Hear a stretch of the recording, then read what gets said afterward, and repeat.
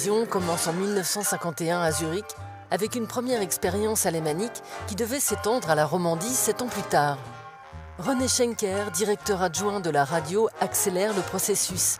Que pourrions-nous faire pour faire de la télévision ? Il paie de sa poche un stage à la BBC et de retour à Genève, monte avec quelques journalistes de radio un studio de tournage improvisé dans une classe d'école abandonnée de Gentot.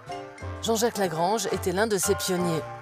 On était tous des gens de radio, donc on avait déjà le sens de ce qu'est l'information, la communication. On a acheté chacun une caméra, paillard à manivelle, et on a commencé de faire des films sur qu'est-ce que c'est la vie à Genève, l'actualité.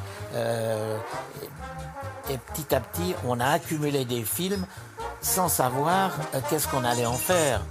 À cette époque, aucun moyen de diffusion et encore moins de réception. Les étudiants de l'Institut de physique de l'Université de Genève sont donc mandatés pour concevoir un émetteur. Celui-ci prend la forme d'une tour tubulaire plantée sur le toit de l'Institut.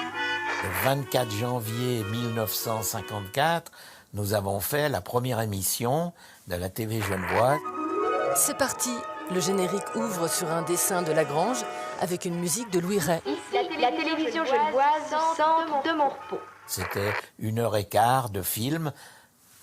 Tous les films qu'on avait tournés depuis 2 ans, mis bout à bout. C'est la naissance d'une première audience qui s'enthousiasme devant cette diffusion événementielle. Mais au fait, combien de spectateurs ? Au départ, il y en a 3 ou 4. Les radioélectriciens mettent dans les vitrines des postes et les gens peuvent voir la télé. Mais attention, c'est 1 heure, 5 fois par semaine, c'est tout. À cette époque, tout le monde parle de télévision, mais personne ne la connaît vraiment. Aucun signal n'est émis de Suisse, de France ou d'ailleurs. Cette première expérience est toutefois un véritable succès. C'est le moment pour René Schenker d'installer un studio à la Villa Montrepos. Cette initiative genevoise a forcé la SSR et la Confédération à avancer l'introduction de la télévision en Suisse romande. Et au 1er novembre 1954, la SSR a repris les émissions de la TV genevoise sous le nom de Télévision romande. Et à partir de ce moment-là, on a pu faire dans le minuscule studio de Montrepos tout ce qu'on imaginait que devait être la télévision. Des programmes d'1 heure sont diffusés presque quotidiennement et dès 1955, la salle de répétition de l'OSR à Radio Genève est transformée en un plateau de 400 mètres carrés. Le média encore adolescent peut s'épanouir.